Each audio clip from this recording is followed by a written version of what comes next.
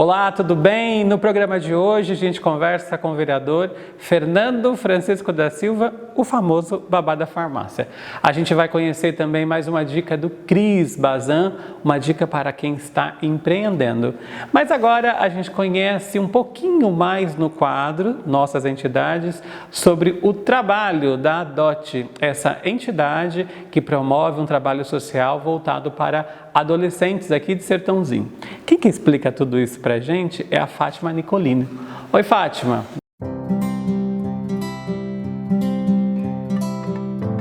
Olá, eu sou a Fátima, sou assistente social, estou na ADOT como coordenadora da entidade e também como assistente social. A ADOT quer dizer Associação de Assistência e Proteção ao Adolescente Trabalhador. E hoje ela conta com dois projetos, um de aprendizagem profissional, já com registro no Ministério do Trabalho, e o outro é um complementar à escola, que é só formação para o mercado de trabalho. O principal propósito da ADOT é desenvolver a execução de atividades teóricas e práticas sobre orientação pedagógica da entidade qualificada em formação técnico-profissional, metódica e com atividades práticas coordenada pelo empregador. A ADOT desenvolve dois projetos. O projeto Jovem Cidadão, que é um projeto complementar à escola, que é de formação e capacitação para o mercado de trabalho. O projeto Jovem Cidadão, ele tem como objetivo participar do processo de construção da cidadania dos jovens, através de sua proteção social, que viabiliza a promoção do protagonismo, formação e capacitação para o ingresso e integração no mundo do trabalho, adequado à sua condição peculiar de pessoa em desenvolvimento. Esse projeto é oferecido a adolescentes de ambos os sexos com faixa etária de 15 a 17 anos e 11 meses, proveniente de família de baixa renda, em situação de risco social e pessoal. Já no projeto Aprendiz, são os adolescentes que vêm do projeto Jovem Cidadão. E esse projeto de aprendiz, ele tem como objetivo a formação profissional, por meio de programa de aprendizagem, acompanhamento das atividades práticas nas empresas conveniadas, obedecendo à lei da aprendizagem profissional, através do catálogo do Ministério do Trabalho. A formação teórica desse projeto fica sob a responsabilidade da equipe de formação da ADOT. E a parte prática desse projeto fica sob a responsabilidade de empresas conveniadas com a ADOT. Para desenvolvimento do projeto de aprendizagem, a gente conta hoje com a parceria das empresas de Sertãozinho. São empresas que precisam cumprir a cota de aprendizagem, de acordo com o Ministério do Trabalho. Então, essas empresas, elas fornecem para a parte prática do nosso curso e a ADOT se compromete com a parte teórica. Hoje, a gente tem em Sertãozinho várias empresas que já contrata nossos adolescentes, né? E faz a parte prática. A ADOT tem também a obrigação de acompanhar dentro das empresas se essa parte teórica está realmente acontecendo de acordo com as regras do Ministério do Trabalho. A ADOT está localizada na Rua Álvaro Antônio Mocim, 185, Jardim Diamante. E também nós temos as nossas redes sociais que vocês podem acompanhar. Até mais, até logo, obrigado e até a próxima vez. Parabéns, viu, Fátima, para você, para toda a equipe da ADOT, e que projeto bonito. Já está aqui comigo o vereador Babá da Farmácia, conhece, óbvio, o trabalho da ADOT, né, Babá? Um trabalho muito bem executado, hein, Orlando? Falando também em trabalho bem executado, a gente tem acompanhado suas fiscalizações. Hoje você vem aqui para falar de uma indicação que você está indicando. A gente vai transitar em outros assuntos, porque eu sei que você tem muita coisa para dizer. Me fala sobre essa indicação que você está propondo ao Executivo. Orlando, veja bem, eu propus para eles que as empresas terceirizadas, principalmente na área da saúde, que os funcionários terceirizados, eles precisam picar cartão ou impressão digital. Por quê? Porque nenhuma das respostas de requerimentos que tivemos acesso, por via de um requerimento que eu fiz, veio muita rasura numa planilha, no espelho, né, de apontamento, que o cara já tinha apontado os horários dele, britanicamente falando, todos bem 7, 11, meio-dia, 5 horas. E me causou uma estranheza muito grande, porque algumas delas que estava marcado o horário, foi rasurado e escrito assim, ó, estava de atestado. Isso sinalizou que alguém não fiscaliza no dia. E isso me trouxe um desagrado muito grande de saber que é dinheiro público, então precisa ser melhor fiscalizado. E nada melhor do que o ponto, né, digital, ou picar um cartão, as pessoas fiscalizando na hora do in loco, a hora que a pessoa está em serviço e não está. É mais ou menos por isso, não é porque estamos sendo lesados, não. É para ter uma segurança e uma fiscalização melhor com o dinheiro da população. E eu, lendo a sua indicação, Babá, e também tem uma outra contrapartida que é muito interessante. Para os outros funcionários, tem essa segurança também, né, de cumprir a jornada de trabalho integralmente, respeitar, né? Positivo, Orlando. Ó, você vê que eu sou muito atuante nessa parte e nós temos um olhar não só na casa do prefeito. Você pode ver que eu também fiscalizo muito bem aqui dentro da nossa casa. Você viu que nós tivemos um probleminha aí, eu digo, com uma empresa terceirizada que presta o trabalho nosso de segurança aqui, com um pagamento que não estava batendo as datas corretas. Eu fui em cima, em cima do fiscal do contrato e hoje nós acertamos tudo, porque não adianta nós querer ficar apontando o prefeito também e deixando a nossa casa a Deus dará, né? Primeiro eu fiz o trabalho de casa para poder fazer o trabalho na rua. E é isso, nós estamos sempre atuando em cima de contratos, que essa é a maior prerrogativa do vereador, é estar fiscalizando os contratos que são feitos pelo executivo. E a importância desse trabalho é muito relevante, né, Babá? Porque uma vez que a gente consegue, no caso vocês, identificar ali algum descompasso, tem como resolver e não trazer nenhum prejuízo à administração, né? Positivo, que é o ponto mais importante, né, Orlando? O ponto mais importante é isso.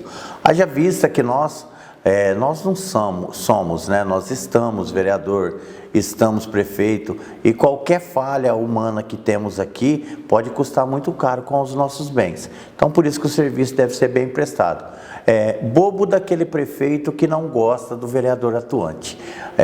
Eu, na legislatura passada, o Zezinho Gimenez falava para mim, ele ligava e falava, eu quero que você fiscaliza mais. Por mais que você fiscaliza, para mim ainda é pouco. Porque quanto mais fiscalização você fazer, para mim é menos trabalho que eu tenho.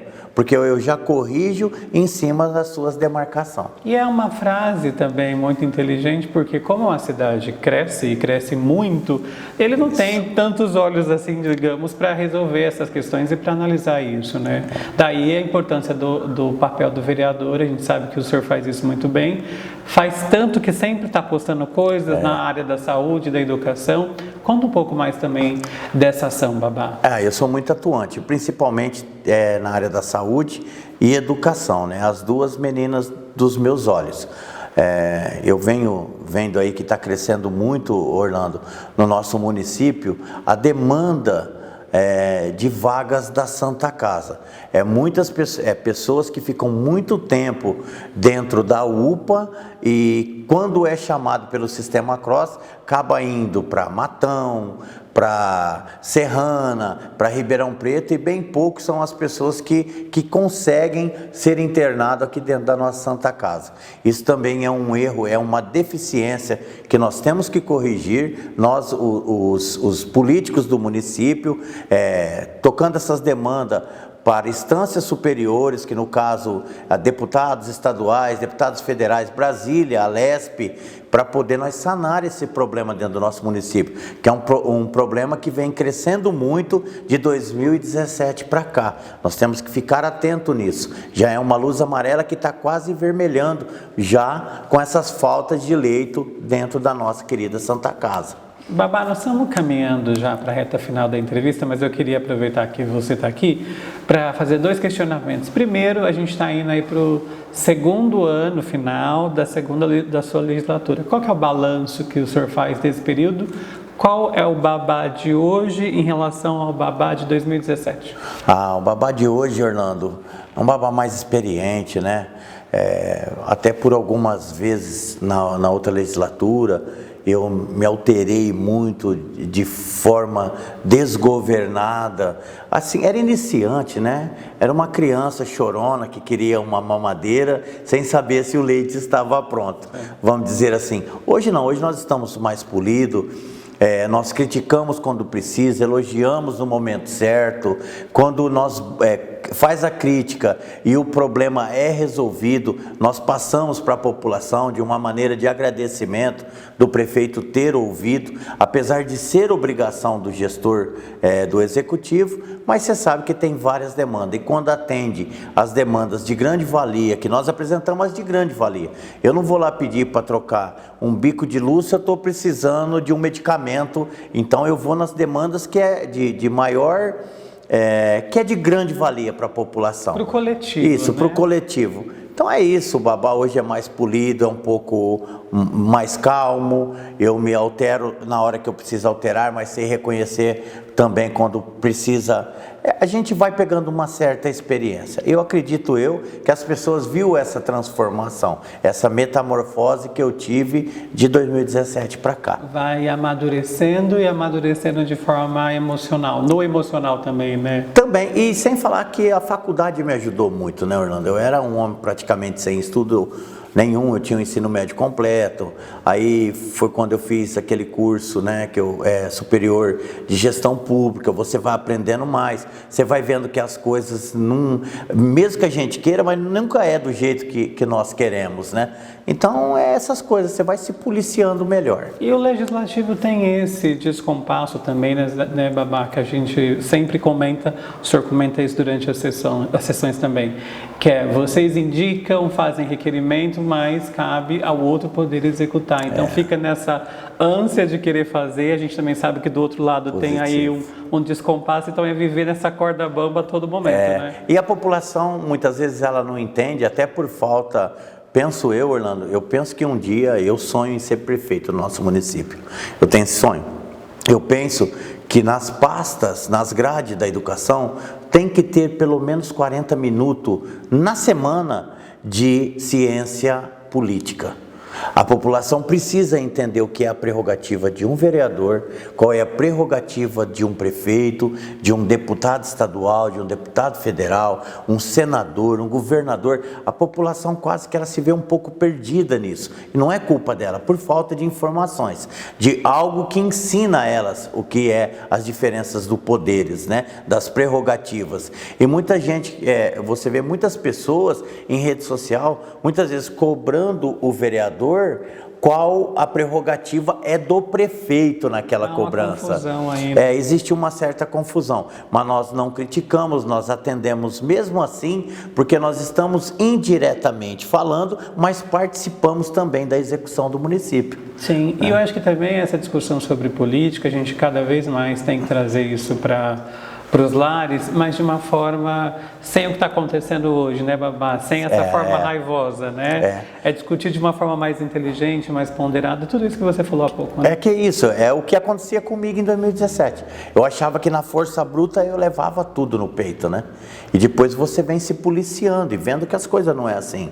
O nosso atual presidente da República, aí, falando em esfera federal, ele também, eu tenho certeza que ele se arrependeu de algumas coisas que ele falou. Absolutamente, porque o cara ele foi legislativo. Legislativo é uma maneira de se expressar. Quando você sobe a instância para executivo, você tem uma nova maneira de pensar, de agir. Você tem que tomar muito cuidado com as palavras, que ela pode custar muito caro nos dias que estão por vir. E o bom da gente viver é aprender a justamente isso, né? De errou lá atrás, vamos corrigir para acertar agora, não é? Que é o mais importante. Perfeito. Querido, muito obrigado pela sua presença. Continue trabalhando, a população e todos nós agradecemos. Ô, Orlando, eu que agradeço e obrigado mais uma vez pela oportunidade. Perfeito. Olha, a gente vai conferir mais uma dica do Cris Bazan. Ele vem falar para empreendedores. Cris, é com você. Tenho certeza que todo empreendedor tem algum problema financeiro, ou no mínimo preocupações financeiras. Não tem como ter um negócio sem ter fluxo financeiro entrando e saindo. Mas parece que existe muito mais uma barreira mental do que dificuldade real quando se fala de finanças, e a gente vai falar disso nesse vídeo.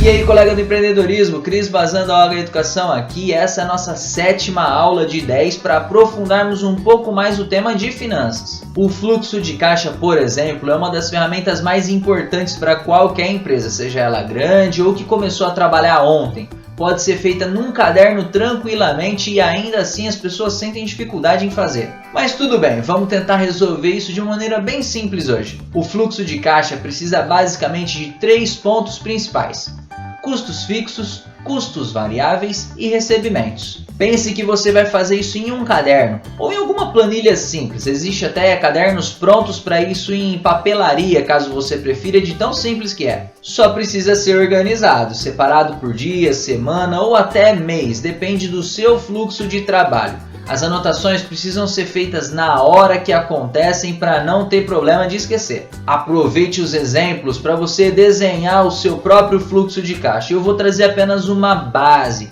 Para alguns vai ser muito simplista, para outros vai ser o ideal. Então leve em consideração que esse vídeo é para quem não sabe fazer fluxo de caixa e vai começar do zero. Custos fixos.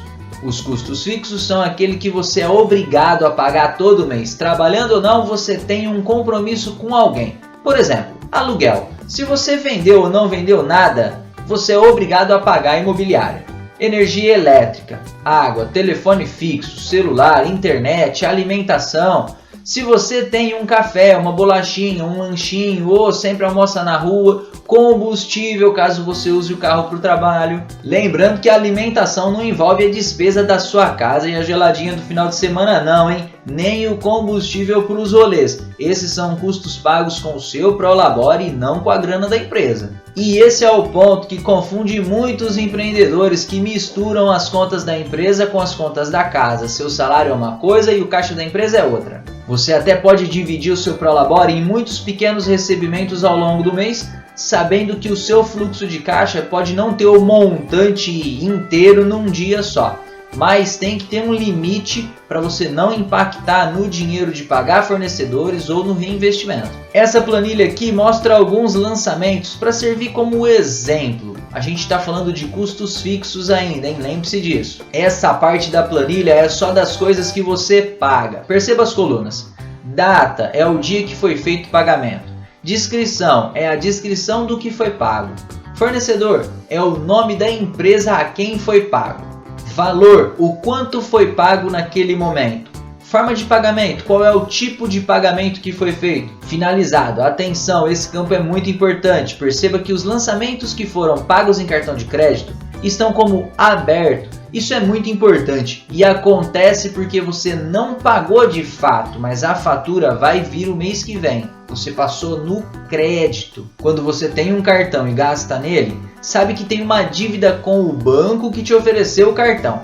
Por isso, vai pagar na próxima fatura do cartão. Enquanto você não pagar a fatura, esse campo permanece em aberto para que você se lembre dessa ocorrência e que ela deverá vir na próxima fatura. E isso vale também para boletos ou cheque predatado. Quem usa cartão de crédito precisa ter muito cuidado, porque sem controle a dívida vira uma bola de neve descontrolada. Os juros sobre juros são abusivos e você nunca deve deixar de pagar e nem pagar só uma parte. Ao falar de custos fixos, sempre sobram dezenas de dúvidas. Tem semestres inteiros só só sobre isso em cursos de gestão. Então, o que podemos fazer aqui é dar uma ideia da importância de entender sobre os seus custos fixos. Lembrando que esse curso é para iniciantes, para começar a empreender com segurança. Por isso, se você está achando esse conteúdo muito básico, a recomendação é ir para conteúdos mais avançados, com profissionais da área da contabilidade, por exemplo. Custos variáveis. Os custos variáveis são muito diferentes dos custos fixos. E isso acontece porque os custos variáveis só aparecem se você trabalhar. Veja o exemplo. Estoque, você só recompra se for vendendo o estoque atual.